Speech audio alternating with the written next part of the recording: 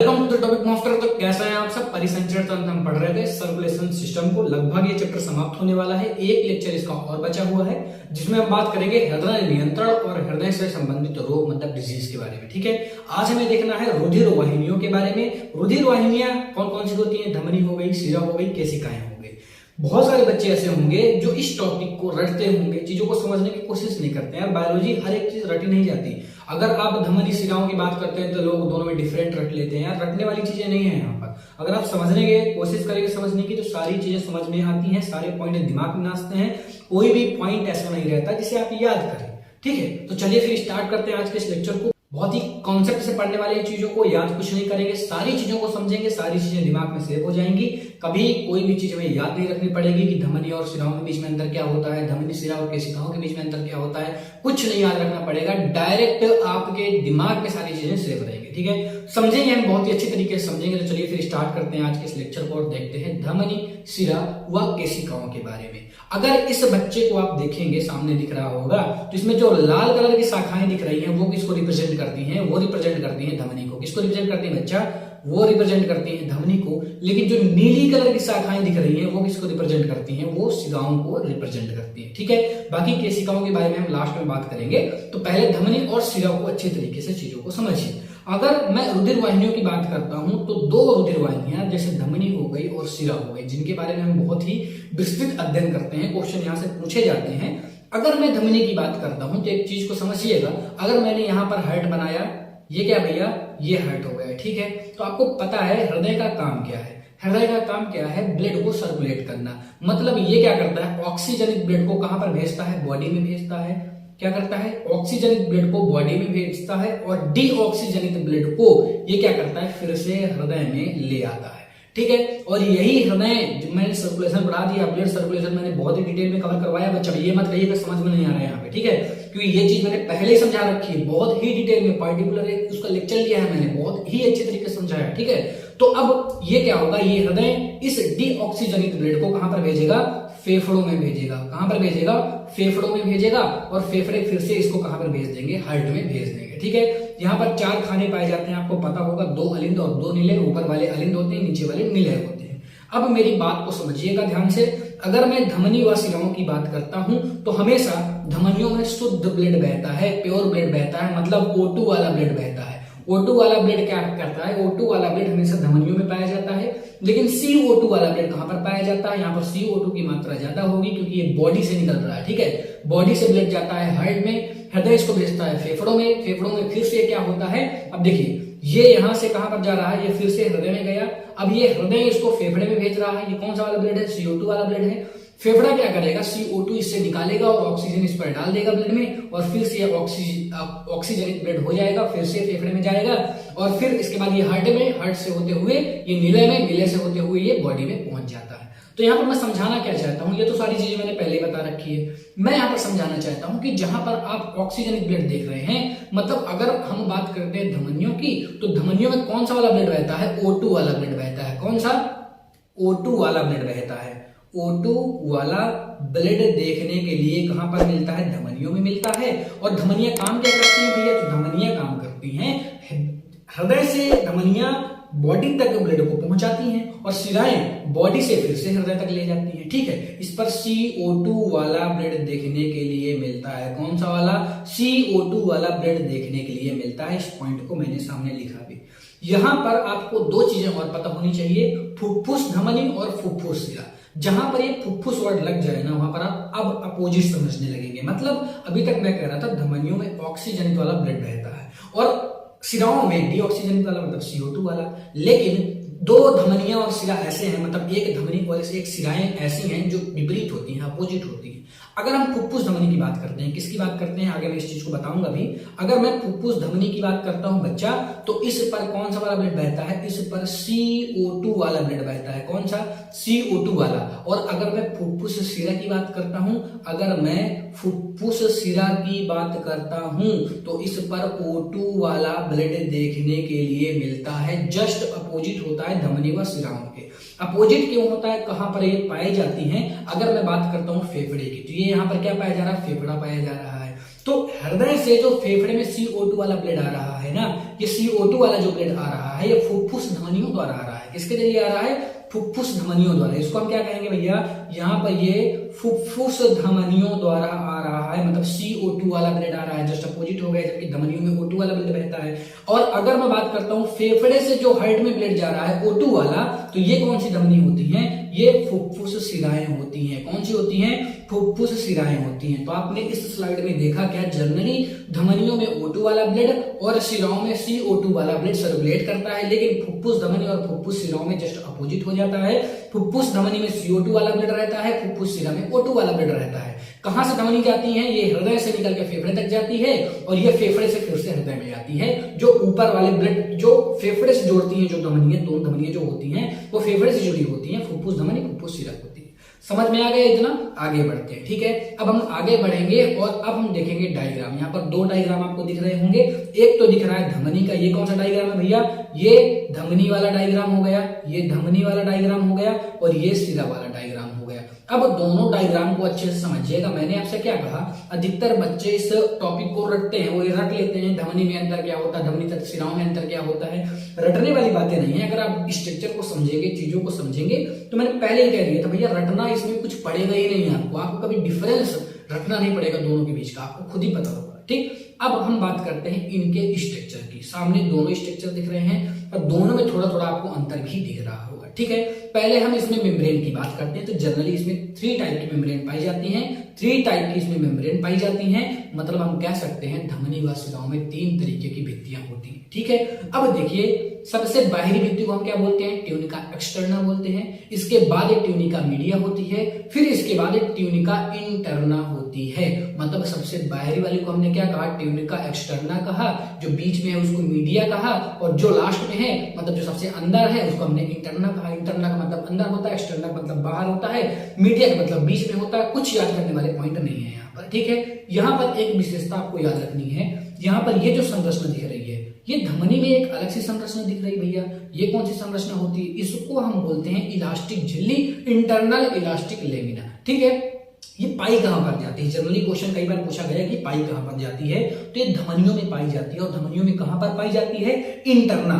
ये क्या भैया? ये इंटरना वाला पार्ट है, ये कौन सा है? मीडिया वाला पार्ट है। इन दोनों के बीच में धमनी पाई जा रही है कि नहीं पाई जा रही है? सॉरी, ये झिल्ली पाई जा रही है कि नहीं पाई जा रही है? तो इलास्टिक झिल्ली कहां पर पाई जाती है? इलास्टिक झिल्ली पाई जाती है इंटरना और मीडिया के, ट्यूनिका इंटरना और ट्यूनिका मीडिया के बीचों बीच पाई जाती है, ठीक है।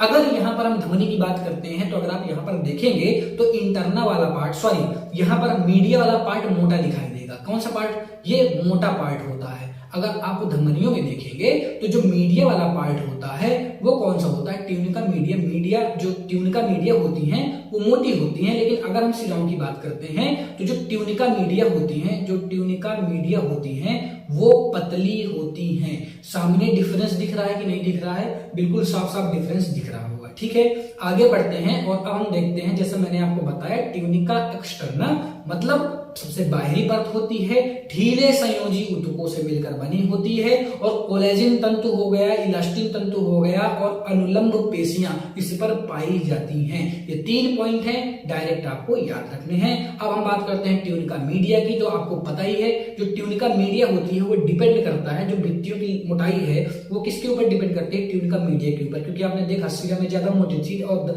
सॉरी शिराओं में पतली थी, जबकि धमनियों में ज्यादा मोटी थी। डायग्राम अगर आप देखना चाहते हैं तो एक बार फिर देखिए। यहाँ पर अगर हम ट्यूनिका मीडिया की बात करते हैं तो ये ट्यूनिका मीडिया है, ज्यादा मोटी दिख रही है, और यहाँ पर ये ट्यूनिका मीडिया है, बहुत ही कम पतली दिख रही है, ठीक है। समझ में आया क्या? तो यहाँ पर क्या देखेंगे हम? ये आरेखित पेशियां और इलास्टिक तंतुओं के जाल से बनी होती हैं, और इनका मोटा स्तर होता है। कौन सा स्तर होता है? इनका मोटा स्तर अक्सर पाया जाता है। धमनियों में ज्यादा मोटा होता है, शिराओं में थोड़ा सा कम होता है। इतनी बातें समझ में आ गई। आगे बढ़ते हैं और ट्यूनिका इंटरना की बात करते हैं। यहाँ पर सबसे ज्यादा इंपॉर्टेंट बात जानते हैं क्या? यहाँ पर सबसे ज्यादा इंपॉर्टेंट बात है, इसको हम ट्यूनिका इंटरना तो बोलते ही हैं, साथ में इसको हम एंडोथीलियम भी बोलते हैं। और एंडोथीलियम बोलते हैं और आपको पता है यहीं पर इसी के आसपास पाई जाती है इलास्टिक झिल्ली। मैंने पहले बता दिया था। और इलास्टिक झिल्ली कहां पर पाई जाती है? ट्यूनिका मीडिया और ट्यूनिका इंटरना के बीचों बीच पाई जाती है। मैंने डायग्राम के थ्रू चीजों को समझा दिया। क्या यहाँ पर ऐसा कुछ है जो आप याद करेंगे? कुछ ऐसी चीजें बच्चा नहीं है जो आप याद करेंगे। चीजों को कई बार समझिए। मैंने कई बार कहा कि चीजों को समझिए, कॉन्सेप्ट को समझिए, जो चीजों को याद नहीं करना पड़ेगा। अब हम बात करते हैं डिफरेंट की। तो देखिए, हाँ, डिफरेंट से पहले एक पॉइंट और है। ये बहुत very very very star point है। इसको सब लोग स्टार पॉइंट लगा लेंगे अपने अपने बुक में और नोट्स में। बहुत ही इंपॉर्टेंट है, वासा वैसोरम। अच्छा, मैंने कहा कि जनरली धमनियों और सिराएं क्या करते हैं? ब्लड को सर्कुलेट करते हैं। लेकिन क्या आपको पता है कि धमनी और सिराओं में ब्लड को कौन सर्कुलेट करता होगा? तो धमनी और सिराओं में वासा वैसोरम नामक वाहिका पाई जाती है। कौन सी? वासा वैसोरम नामक वाहिका पाई जाती है जो धमनी और सिराओं को ब्लड सर्कुलेट करती है। बहुत ही इंपॉर्टेंट है। It is very important question. बहुत बहुत बहुत ज्यादा इंपॉर्टेंट है कि वासा वैसोरम क्या है। वासा वैसोरम धमनी व सिराओं को ब्लड सर्कुलेट करती है। समझ में आ गया क्या? आगे बढ़ते हैं। अब हम डिफरेंट की बात करेंगे। तो डिफरेंट धमनी और सिराओं में डिफरेंट देखना है। कुछ याद नहीं करना पड़ेगा। मैं बहुत ही अच्छी तरीके से समझाऊंगा। कोई भी डिफरेंट आपको याद करके नहीं जाना पड़ेगा। ठीक है। अब देखिए, पहले हम बात करते हैं धमनी की। तो सबसे पहला पॉइंट यही आता है कि धमनी क्या करती है? हृदय से बॉडी तक ब्लड को ले जाती है। ये हमने क्या बना दिया? ये हमने हार्ट बना दिया। एक एक पॉइंट को मैं समझाऊंगा बच्चा। कोई भी ऐसा पॉइंट नहीं जो आप नहीं समझेंगे। ये क्या होते हैं? ये निलय होता है। ये कौन सा निलय है? ये लेफ्ट वाला निलय है। ये कौन सा निलय है? लेफ्ट वाला निलय है। लेफ्ट वाले निलय से बॉडी पर ब्लड जाता है। ये ब्लड कहां पर जाता है? बॉडी से ब्लड जाता है। बॉडी में जाएगा ब्लड। ठीक है। और ये काम क्या कर रही है? धमनियां होती हैं। क्या होती हैं? धमनियां। ठीक है। अब ये क्या होती है? धमनियां होती है। तो धमनियों का काम क्या है? हृदय से बॉडी तक ब्लड को ले जाना। ठीक है। लेकिन सिराओं का क्या है? सिराओं का काम है बॉडी से डीऑक्सीजनित ब्लड को बच्चा कहां पर ले जाना? फिर से हृदय में ले जाना। ये अलिंद वाले पार्ट में ले जाता। सर्कुलेशन मैंने समझा रखा है। ठीक है। फिर अगर हम बात करते हैं फुफ्फुस सिरा की। फुफ्फुसी यहाँ पर लिखा है ना। फुफ्फुस सिरा और फुफ्फुस धमनियों की बात करते हैं। आपने दो पॉइंट देखे, एक सिरा का, एक धमनी का। धमनियों का काम क्या है? हृदय से बॉडी तक पूरे ब्लड को ले जाना, O2 वाले ब्लड को, और CO2 वाले ब्लड को बॉडी से फिर से हृदय तक ले आना। ये कौन करती है? सिराएं काम करती है। देख लिया आपने इतना पॉइंट। अब देखिए, नेक्स्ट पॉइंट हमें ये बताता है कि फुफ्फुस धमनी और फुफ्फुस सिराओं के बारे में। तो मैंने पहले ही बता दिया भैया, फुफ्फुस धमनियां जो होती हैं वो ये वाले अलिंद से निकलती है। मतलब राइट वाले अलिंद से निकलकर कहां पर जाती है? फेफड़े में जाती है। ये फेफड़े में जाती है और ये फेफड़े से निकलकर फिर से ये लेफ्ट वाले अलिंद में आती है। यहां पर जो ब्लड होता है वो CO2 वाला ब्लड है। क्यों CO2 वाला ब्लड है? क्योंकि अभी जो बॉडी से ब्लड आया था वो यहां पर भरा था। अब ये ब्लड नीचे जाता है। ये भी CO2 वाला ब्लड होता है। CO2 वाला ब्लड जाता है फेफड़े में। फेफड़े इसको शुद्ध करते हैं, O2 वाला ब्लड बनाते हैं और फिर से इसको यहाँ पर भेज देते हैं। ये यहाँ से नीचे गिरता है अलिंद में और सॉरी निलय में गिरता है और निलय इसको बॉडी में फिर से भेज देता है। सर्कुलेशन मैंने पढ़ा रखा है। ठीक है। अब देखिए, अगर हम बात करते हैं यहाँ पर जो O2 वाला पार्ट है और यहाँ पर जो CO2 वाला पार्ट है, ये फुफ्फुस धमनी और फुफ्फुस सिराएं होती हैं। जस्ट अपोजिट होता है धमनी और सिरा के। मतलब वो फुफ्फुस धमनियों में हमेशा इनप्योर ब्लड बहता है, CO2 वाला ब्लड बहता है। ये यहाँ पर कौन सी है? ये यहाँ पर फुफ्फुस धमनियां हैं। ठीक है। फुफ्फुस धमनियां हैं यहाँ पर। और यहाँ पर ये कौन है? ये भाई फुफ्फुस सिराएं जिस पर O2 वाला ब्लड बहता है। जस्ट अपोजिट होती हैं। दोनों कहां पर पाई जाती हैं? सर्कुलेशन अगर आपने पढ़ा है तो बहुत ही अच्छी तरीके से आपको पता होगा। दो पॉइंट क्लियर हुए। ठीक है। अब हम नेक्स्ट पॉइंट की बात करते हैं। कुछ याद नहीं करना, सारी चीजों को समझना है। नेक्स्ट पॉइंट की बात करते हैं। रुधिर दाब अधिक होता है तो रुधिर दाब तो अधिक ही होगा। अच्छा, मेरी बात को समझिए। ब्लड भरा हुआ है हृदय पर। जब ये संकुचित हो रहा है, हृदय संकुचित कर रहा है, जब हृदय संकुचित हो रहा है तो ब्लड बॉडी में फ्लो कर रहा है। मतलब यहाँ पर प्रेशर ज्यादा होगा कि नहीं होगा? प्रेशर ज्यादा है। ठीक है। जब ब्लड संकुचित, मतलब जब हार्ट इस तरह संकुचित हो गया, हृदय है, जब ये संकुचित होगा तो प्रेशर से ब्लड निकलेगा। मतलब यहाँ पर अगर ब्लड प्रेशर की बात करते हैं, रुधिर में अधिक दाब होता है। रुधिर में अधिक दाब क्यों होता है? क्योंकि यहाँ पर संकुचन, हृदय का संकुचन होता है, जिसके कारण बहुत अत्यधिक दाब देखने के लिए मिलता है। और ये होता कहाँ है? अगर ये हृदय की बात हम करते हैं, ठीक है, तो आपको पता ही है। चलो इसको हटाते हैं और एक बार फिर से समझिए ताकि और अच्छी तरीके से चीजें क्लियर हो। ठीक है। मैंने यहाँ पर हृदय बनाया था क्या? ऐसा हृदय मैंने बनाया था क्या? मैंने क्या कहा था? यहाँ से बॉडी में ब्लड जाता है क्या? ठीक है, ये बॉडी में ब्लड जाता है, तो यहाँ से जब बॉडी में ब्लड जाएगा तो यहाँ पर प्रेशर बहुत ज्यादा होता है क्योंकि ये संकुचन के दौरान ब्लड जाता है। लेकिन पूरे बॉडी से जब ब्लड आता है यहाँ पर, तो तब यहाँ पर रुधिर जो दबाव है वो कम देखने के लिए मिलता है। ठीक है, रुधिर दबाव कहाँ पर कम देखने के लिए मिलता है? शिराओं में, धमनियों में क्यों ज्यादा देखने के लिए मिलता है? क्योंकि हृदय का संकुचन हो रहा होता है, उस समय प्रेशर से ब्लड बहता है। समझ में आया क्या? अब आगे देखते हैं।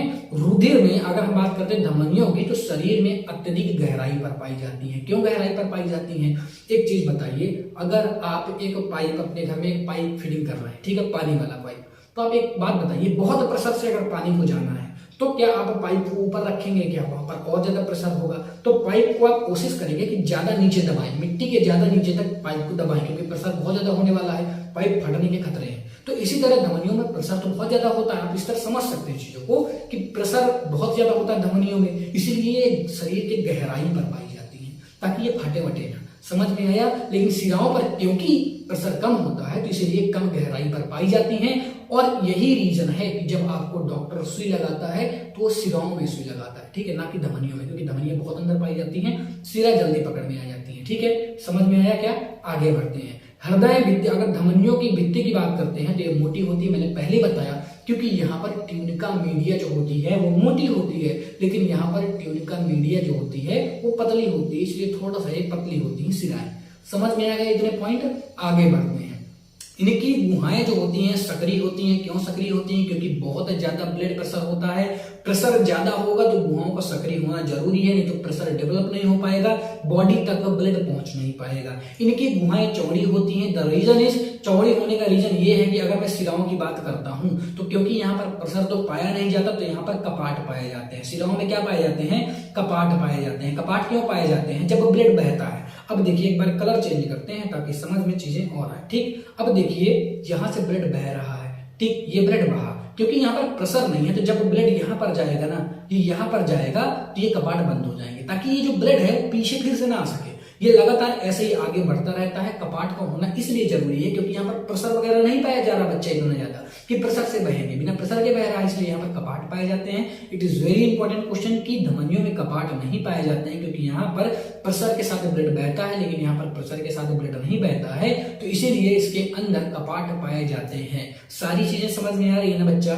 सारी चीजें समझिए, रटने की कोशिश मत करिए, ठीक है। ये गुलाबी और चटक लाल कलर की होती हैं और ये गहरी लाल व नीली कलर की होती हैं। मैंने पहले ही डायग्राम में इस चीज को बताया, ठीक है। इनकी दीवारें को मोटी होने का कारण जानते हैं, मैंने बताया कि ट्यूनिका मीडिया के कारण क्या होती हैं? मोटी होती हैं। दीवार मोटी होने के कारण धमनियां खाली होने पर भी नहीं पिचकती हैं, ठीक है। ये अच्छा आप समझिए ना, जैसे दीवार मोटी है, अगर इनकी दीवारें मोटी हैं, अगर आपका पाइप मोटा है तो प्रेशर रहे ना रहे, वो जल्दी ऐसी चीजें नहीं होंगी कि प्रेशर के कारण वो चिपक जाए, नहीं होगी। लेकिन ये प्रेशर के कारण अगर इनमें प्रेशर ना रहा या तो थोड़ा बहुत प्रेशर ना रहा, एकदम खाली रहेंगी, ये क्या हो जाती है? आपस में चिपक जाती है क्योंकि इनकी दीवारें कम मोटी हैं, ठीक है। आगे बढ़ते हैं। मध्य स्तर इनका ज्यादा मोटा होता है। कई बार मैंने इस चीज को बताया कि ट्यूनिका मीडिया यहाँ पर ज्यादा मोटी पाई जाती है, जबकि यहाँ पर ट्यूनिका मीडिया पतली पाई जाती है। सारे पॉइंट आपने समझ लिया ना? सारे पॉइंट समझ लिया? फिर से समझाऊं क्या? तो चलिए फिर एक बार बहुत ही स्पीड में समझेंगे, ठीक है। हृदय, धमनियों का क्या काम होता है भैया? धमनियों का काम होता है हृदय से पूरे बॉडी में ब्लड को ले जाना, O2 वाले ब्लड को ले जाना। मतलब यहाँ पर शुद्ध ब्लड बहता है, जबकि शिराओं में अशुद्ध ब्लड बहता है, क्योंकि बॉडी से पूरे ब्लड को फिर से हृदय में लाया जाता है। फुफ्फुस धमनी व फुफ्फुस शिराएं जस्ट अपोजिट होती हैं। फुफ्फुस धमनियों में इम्प्योर ब्लड बहता है, O2 वाला बहता है, स्पर्शी O2 वाला ब्लड बहता है। रुधिर दाब धमनियों में ज्यादा होता है क्योंकि संकुचन हृदय का होता है, हृदय प्रेशर लगाता है पूरे बॉडी में ब्लड पहुंचाने के लिए, जबकि यहाँ पर धमनियों में, अगर शिराओं की बात करते हैं तो शिराओं में दाब इतना ज्यादा नहीं होता है। ये गहराई पर पाई जाती है, धमनियां गहराई पर पाई जाती है। द रीजन इज, क्योंकि इनमें प्रेशर बहुत ज्यादा होता है, ऊपर रहेंगे तो फटने के चांसेस है, लेकिन शिराओं में ये गहराई नहीं, मतलब शिराओं में गहराई नहीं होती, कम गहराई पर पाई जाती है। इसीलिए डॉक्टर सुई वगैरह कहाँ पे लगाता है? क्वेश्चन आपसे पूछा जा सकता है कि डॉक्टर सुई कहां पर लगाएगा? धमनी व शिरा पर, तो शिरा पर लगाएगा क्योंकि शिरा बाहर पाई जाती है, ठीक है। आगे बढ़ते हैं और देखते हैं इनकी गुहाएं क्या होती हैं? सक्रिय होती है, जबकि इनकी गुहाएं चौड़ी होती हैं। सक्रिय होने का रीजन है क्योंकि यहाँ पर ब्लड प्रेशर बना रहे। अगर ब्लड प्रेशर नहीं बना रहेगा तो ब्लड सर्कुलेट नहीं हो पाएगा अच्छी तरीके से। इनके भीतर कपाट नहीं पाए जाते हैं। कपाट न पाए जाने के कारण क्या है? क्योंकि यहाँ पर ब्लड प्रेशर बहुत ज्यादा होता है, जबकि यहाँ पर कपाट पाए जाते हैं शिराओं में, क्योंकि यहाँ पर ब्लड प्रेशर कम होता है। अगर कपाट नहीं होंगे तो ब्लड ऊपर नहीं चढ़ पाएगा। कपाटों के हेल्प से ब्लड धीरे धीरे ऊपर चढ़ता है। ये गुलाबी व लाल चटक रंग की होती है धमनी, जबकि सिरा गहरी लाल व नीली होती है और इनकी ट्यूनिका मीडिया का स्तर ज्यादा अधिक होता है धमनियों का, जबकि सिराओं का कम होता है। स्पीड में हमने फिर से रिवीजन किया, सारी चीजें समझ में आई हो। कहीं भी कोई भी प्रॉब्लम हो आप कमेंट करिए, बताइए कि मुझे यहाँ पर प्रॉब्लम हो रही है। ठीक है, आगे बढ़े क्या। अब हम बात करते हैं केशिकाओं की। हमने धमनी व सिराओं को देखा। जो धमनी होती हैं वो ये हैं, अगर ब्लड सर्कुलेशन आपने नहीं पढ़ा तो आपको कम समझ में आएगा। ये क्या है, ये धमनी है, ये धमनी है, ठीक है। और ये क्या है, ये सिरा है, ये सिरा हो गई, ठीक है, सभी को पता है भैया। ठीक, अब आगे देखिए, अगर हम बात करते हैं फेफड़े वाले। अब यहाँ पर एक जाल आपको दिख रहा होगा, एक जाल तो ये यहाँ पर दिख रहा है। अब ये जाल आमाशय में दिख रहा है, ये यकृत में दिख रहा है, ये किडनियों में देखने के लिए मिल रहा है, ये और बॉडी के टिश्यू में देखने के लिए मिल रहा है। तो ये जो जाल होता है बच्चा, इसी को हम क्या बोलते हैं, इसी को हम बोलते हैं केशिका। केशिकाओं का काम क्या है, केशिकाओं का काम ये है, ये आपस में सिरा व धमनियों को जोड़ती है। अगर आप इस पार्टिकुलर इस जाल को देखेंगे तो यहाँ पर आधा भाग अगर आप देखेंगे तो ये सिराओं का है और आधा भाग अगर आप देखेंगे तो ये धमनी का है। आपस में ये इसको जोड़ती है। अच्छा, एक चीज समझिए, यहाँ पर मैं एक चीज बना रहा हूं, ठीक है। ये धमनियों का पार्ट है, ये धमनियों का पार्ट है, इसको मैंने क्या कहा, इसको मैंने धमनी कहा। और ये सिराओं का पार्ट है, ये सिराओं का पार्ट है, ठीक है। इसको मैंने क्या कहा, सिरा, ठीक। अच्छा, जो धमनी है वो क्या करता है, प्योर ब्लड को, ऑक्सीजन वाले ब्लड को, मतलब यहाँ पर O2 वाले ब्लड को लेकर आता है धमनी। सिराओं, अब ये किसी टिश्यू पर छोड़ेगा तो टिश्यू का जो O2 वाला भाग है वो सिराओं के जरिए जाएगा। ये CO2 वाला भाग है वो सिराओं के जरिए जाएगा। लेकिन ये आपस में जुड़े कहां पर है, कहां पर ये चेंज हुआ, तो यहाँ पर केशिका जाल पाया जाएगा। यहाँ पर केशिका जाल पाया जाएगा जो धमनी व सिराओं को आपस में जोड़ता है। यहाँ पर ट्रांसपोर्ट, यहाँ पर अदला बदली होती है, CO2 को दे दिया जाता है, O2 को ले लिया जाता है। ठीक है, समझ में आ गया क्या। धमनी अच्छी तरीके से केशिका अच्छी तरीके से समझ में आई। केशिका के कुछ पॉइंट भी देख लेते हैं। इनमें अगर हम मेम्ब्रेन की बात करते हैं, बहुत ही ज्यादा इंपॉर्टेंट केशिका का पॉइंट है कि अगर इसमें हम मेम्ब्रेन की बात करते हैं तो tunica interna, only one membrane इस पर पाई जाएगी, ट्यूनिका इंटरना। ये जो होती है इसको हम एंडोथीलियम के नाम से भी जानते हैं। ये छिद्रित होती हैं। छिद्रित क्यों होती है, मैंने अभी आपको बताया कि अगर ये धमनी है, ये सिरा है, तो इनको आपस में जोड़ेगा क्या, केशिकाएं जोड़ेगी, और केशिकाएं आपस में छिद्रित तो होंगी ही ना। अगर ये छिद्रित नहीं होंगी तो कैसे इनको जोड़ पाएंगी। ठीक है, इनका काम क्या होता है, धमनी व सिराओं को जोड़ना। ये क्या करती हैं, ये ऑक्सीजन को ले लेती हैं और CO2 को यहाँ सिराओं को दे देती हैं। ये काम कौन करता है, ये काम करती हैं केशिकाएं। समझ में आ गया क्या, सारी चीजें समझ में आई, बेहतरीन पॉइंट समझ में आए होंगे। अगर इनके क्षेत्रफल की बात करते हैं तो ये अधिक होती हैं। क्यों क्षेत्रफल में अधिक होती हैं, अगर एक धमनी की बात करते हैं, ये धमनी यहाँ से आई, समझिएगा, ये धमनी यहाँ से आई O2 वाले ब्लड को लेकर, ये एक टिश्यू को इसने O2 वाला ब्लड दिया और फिर यहाँ से CO2 वाला ब्लड निकल गया। ठीक है, CO2 वाला ब्लड यहाँ से निकल गया। अच्छा, यहाँ पर जो केशिकाएं पाई जाएंगी उनका एक जाल पाया जा रहा होगा जो कि इनको आपस में जोड़ता होगा, इसीलिए ये जाल नुमा होती है, इसलिए इनका जो क्षेत्रफल होता है वो अधिक होता है और हर एक टिश्यू में पाई जाएगी, क्योंकि हर एक टिश्यू में O2 और CO2 का क्या हो रहा है, मतलब लेन देन हो रहा है। समझ में आया क्या, केशिकाएं समझ में आ गई। तो आज का लेक्चर आपको अच्छी तरीके से समझ में आया होगा। कहीं भी कोई भी प्रॉब्लम हो तो आप कमेंट करके बताइए, भैया यहाँ पर मुझको प्रॉब्लम हो रही है, ये चीज मुझको समझ में नहीं आई। ठीक है, ऐसे ही आप पढ़ते रहें अच्छी तरीके से, और सारे पॉइंट हम बहुत ही अच्छी तरीके से करवाते हैं। NCERT के हर एक पॉइंट को लिया जाता है, बाहरी के कुछ पॉइंट भी लिए जाते हैं, क्योंकि एग्जाम में आपको पता है NCERT से रिलेटेड क्वेश्चन पूछे जाते हैं, साथ साथ कुछ बाहर के पॉइंट भी पूछ लिए जाते हैं। ठीक है, तो बहुत ही अच्छी तरीके से आपको समझ में आया होगा। अगर कोई प्रॉब्लम वगैरह हो तो आप कमेंट करिए, मैंने पहले कह दिया है। मिलता हूं मैं आपसे नेक्स्ट लेक्चर पर। कल इसका लास्ट लेक्चर होगा, इसके बाद ये चैप्टर एंड हो जाएगा। ठीक है, थैंक यू।